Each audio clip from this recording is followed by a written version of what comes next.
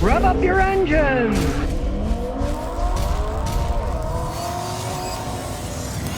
Well, those big GMC Hummers that are electric are out and they're already recalling them. Turns out that the electric truck's tail lights can stop working and it shuts all the lights off. If the tail lamp is unoperative, all tail light functions, brake light, turn signal, backup lamp, side marker, clearance lamp, and tail light will be disabled. If the tail lamp remains illuminated, all of these tail light functions will remain activated even when you turn the vehicle off. I mean, GM has had nothing but problems with electronics throughout their history. Their electric car was a miserable failure. Now they're making big ones. I kind of forecasted. I can't see them doing a good job. GM doesn't do a good job of hardly anything they do these days. Now, a spokesman for GM said that this recall is voluntary. They just started making them and are already having problems with them. Obviously, they did not test them out correctly. And they didn't get the software right, too. I mean, they put too much in these electronic vehicles. A lot of crap you don't really need, but, oh, it's the future. We need to put this and this and that. And then guess what happens? It breaks. And they're breaking already. And they just started making them. Well, yes, they're now making electric snowmobiles. There's a farmer, Moses said, I guess he said it after he parted the Red Sea, why is my car going into limp mode when it gets cold outside? I got an 07 Ford Freestyle, 119,000 miles. Drops below freezing, it'll start and it'll go into limp mode. Sometimes you have to warm it up for 15 minutes. I spent $1,000 on mechanics, they can't figure it out. Obviously, they're not very good mechanics. When it gets below freezing, has to get extra fuel, the fuel injectors. Odds are that system's not working correctly. An easy idea, but they're very complex when they're actually running because they run through a computer system. When it's really cold, the sensor tells the computer it's really cold. So the computer has to send extra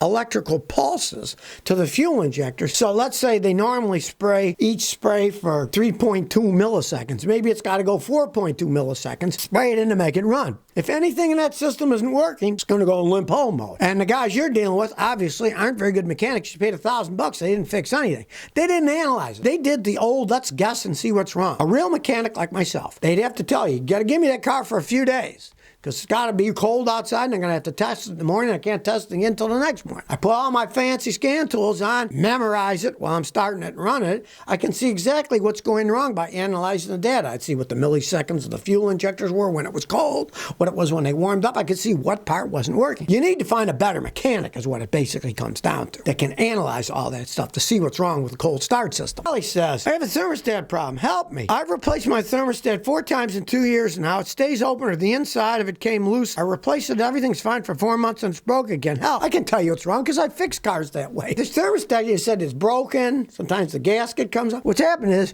your thermostat housing's warped. Thermostat goes and the housing bolts on the top. If the housing is warped, it's not sealing it right. It'll work for a while, but then eventually it comes loose and comes out. I don't know what kind of car you have, but a lot of the cars these days, the stupid thermostat housing is made out of plastic, and of course it will warp. Back in the day, it was almost an impossibility because it was a cast iron thermostat housing, and cast iron sitting there on coolant isn't generally going to warp. Cast iron is pretty warpage free at the temperature of coolant. You know, you got to heat it up with a torch, but the plastic stuff, yeah, it will warp. Get a new thermostat housing, put a new gasket in, and you'll thank me because then it won't keep going out. It's got to be warped somehow because it's probably a plastic one. James R. says, my AC only works when it's cold outside. '07 Highlander. It only works when it's cold. When it's warm, the AC light blinks. It may not be working at all. You said it only works when it's cold outside. A friend of mine was an AC expert. He got called to go to a guy's house in suburban Houston because the guy said, my freezer's cool, but it's not cold. So the guy goes, and the freezer was in his garage, which was detached, didn't have heat or anything. So when it was cold outside, it was cold inside the garage, right? So this friend of mine goes, the company was paying him to check it out. He looks at the freezer and he takes the panel off and he looks inside and there's no compressor inside. They built it without a compressor. And of course it was cool because it was cold outside. When he put a motor in, then it actually worked. But maybe yours isn't working at all. Only 2 things that'll do that. If you're low on refrigerant, put it in. Great. That fixes the whole problem. But since that light's flashing, more often your compressor's shot. The light flashes because the clutch isn't moving unless it's low on refrigerant. That means that the clutch is shot. I never advise replacing a clutch on a Toyota compressor. Replace the whole compressor because the clutch and the compressor work together. And if the clutch is worn, the compressor's probably wearing out and then it burns the clutch out. You put a new clutch on, the new clutch will burn out too. I'd replace the whole thing. But check to see if it's low on refrigerant first. Mr. Paul says, are Toyota CVT transmissions different than others? I got a 2022 Corolla base. There's nothing wrong. Are Toyota CVT transmissions the same as other ones, or are they different? They're all slightly different. They all have their own patents. Toyota makes and designs their own CVTs. Honda makes and designs their own CVTs. And they do a really good job. And you just bought a 2022 Corolla with 3,000 miles. That's one of the best ones out there because they have what are called launch gears. They start up on a gear, then they slip back to the CVT once you get accelerating to certain speed. So they have the advantage of a gear to take off, but then CVT for good gas mileage. They get phenomenal gas mileage. My son owns one, and he loves it. Gets great gas mileage, has good pickup. They do make their own, and there's so many different designs of CVT transmissions. Everybody's got patents. They all got their own designs, but really, as far as I'm concerned, the best ones in the world are the Toyota and the Honda CVTs, the late model ones. They really know what they're doing when they built those things so far. I haven't seen any of them break. 98389 says, my Tacoma, the front clanks when I go over bumps. 2017 4x4. Sounds like the front left when I go over bumps. I tried to get it repaired under Toyota warranty, but they failed to identify it and fix it. I'm surprised there's any warranty. That's, you know, you're talking about a 5-year-old car. Normally they don't warranty anything that long. Something's clanking, right? You got to figure out what. Jack it up, pull on the wheel, see if you can get anything to clank. Then look. If it's metal clanking, you're going to see shiny metal where it's wearing and clanking and rubbing. Now, if you can't do that, watch my video. Finding the source of car noise of Scotty. Watch it on YouTube. There's all kinds of listening devices you can buy, anywhere from $80 to $280. You put them all over the place, or you find a mechanic like me that has one, and you drive. Got 6 sensors, put them all over. Keep clicking until you hear it the loudest. You know that's next to where it is. Keep moving that one until you get the loudest noise. You know that's the part that's making the noise. It can be ball joints. It can be tie rods. It can be wheel. It can be tons of things. You got to pinpoint it down. Jack says, are Cadillacs expensive to maintain? What if I maintain the car myself? I'm looking to buy a 2013 plus ATS or CTS. I wouldn't advise it because it's GM and their quality isn't all that good.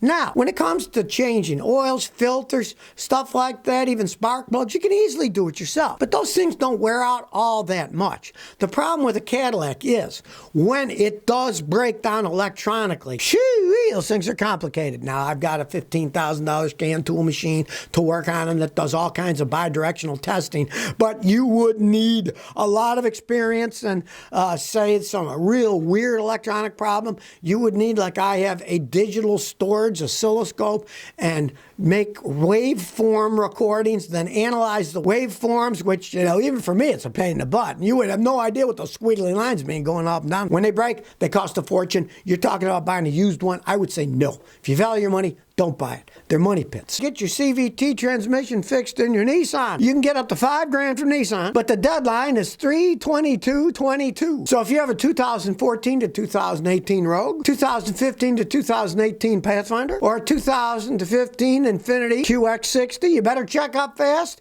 to see if you can get some money back or get your transmission fixed, because a lot of them did break. Check it out. You only have until 3/22/22. After that, it's one of those, you know, it's ridiculous. If they have a suit where somebody wins, why is there a time limit? Anybody that bought it should be able to get it fixed anytime, right? But they put a time limit because there's lawyers involved. They don't want to parallel anything out, so they'll say, well, you got until this date. I'll be surprised if they give you 2 days on some of them. The way those lawyers work. But if you own one, definitely. Check it out now. Before it's too late, in northern Vermont, that's testing them up for these companies. It's called Taiga Atlas EV. They're made in Montreal, makes sense. Canadians making snowmobiles. And this is a conventional adult-sized snowmobile, not some kid's toy, a real full-size one. And it has insane acceleration. It goes 0 to 60 in 2.9 seconds. That's like a Hellcat V8 engine. Although their wheels on the ground, this is on the snow. It feels a lot faster on the snow, believe me. It has 120 horsepower permanent electronic motor built into it. And since they're snowmobiles, they're not that big. They claim it has a range of about 60 miles. Now, if you're going 0 to 60 in 2.9 seconds, it's not going to last 60 miles.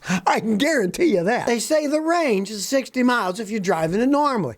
It is a lot lighter. You know, it's not a giant car that weighs 4,000 pounds. It's a snowmobile. If it weighed too much, it would sink in the snow. So now we got snowmobiles that don't stink, make us horrible noises, and they're electric. Electric snowmobiles, now there's something that kind of makes sense to me. They don't smell. They don't make a bunch of noise. Who wants to ride more than 60 miles on a snowmobile anyways? You'd be freezing to death. Now that to me sounds like a good idea. So if you never want to miss another one of my new car repair videos, remember to ring that bell.